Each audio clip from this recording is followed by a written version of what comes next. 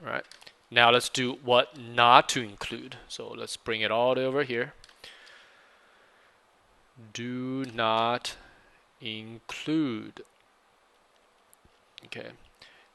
Now it's up to you, of course. I mean, if you could get a job with your portfolio, then it doesn't matter, right? Who cares? I mean, you don't have to listen to any of this. However, this is just in case because it's a good practice not to have these kind of things. One, direct violence. And what this means is, of course, if you work on a video game like, if you worked on Halo or whatever, video game stuff, there's going to be shots of things that suggest violence, like missiles firing into a building, blowing it up, and all this kind of stuff.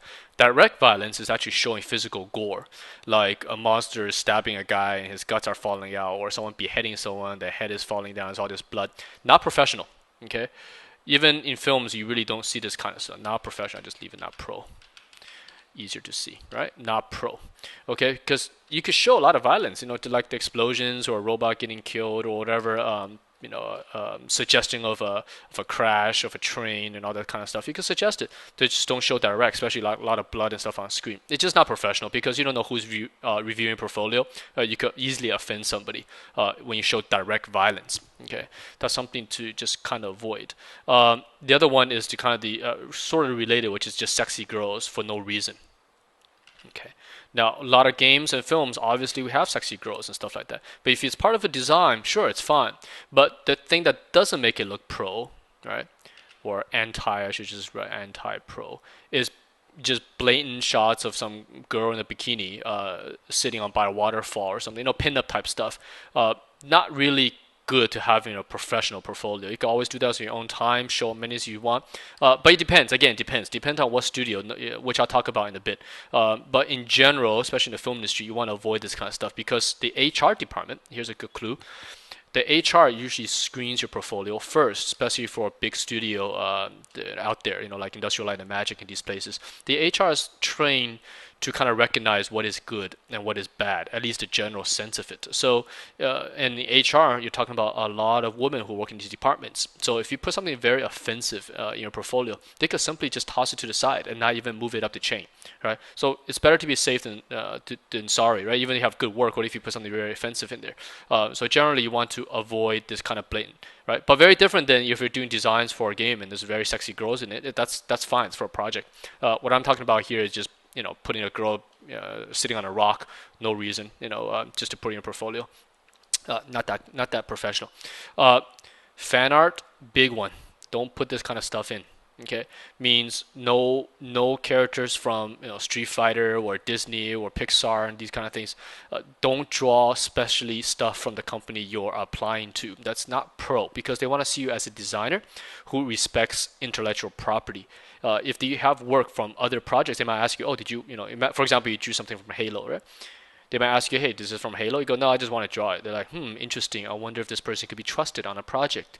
Are they going to draw other people's stuff into my designs? Are they going to bring some of that Halo helmet into my project? What if this person does that? So they want to see all original designs from you, not fan art. And especially, of course, this goes without saying, don't copy other people's work. Copied designs, right?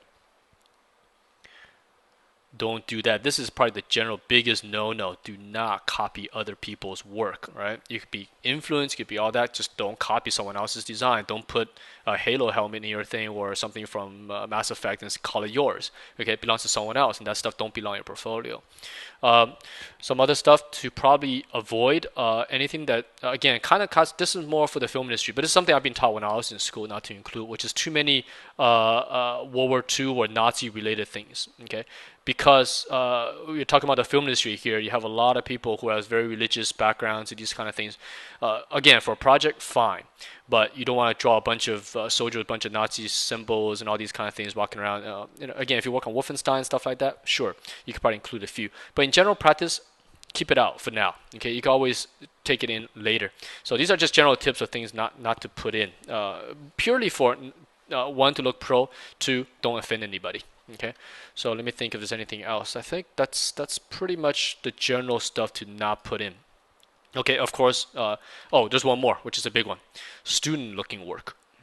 Student work. Now, what does that mean, right? Obviously, if you're a student, You're gonna have student work. How could you not include student work?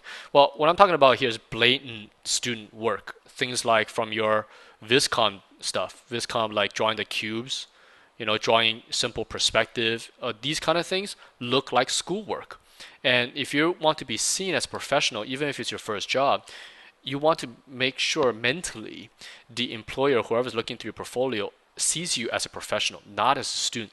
Because most companies actually don't prefer students, at least the ones I worked for before, because students don't have experience. However, if their portfolio comes off as very professional, you'll see them a little bit differently, right?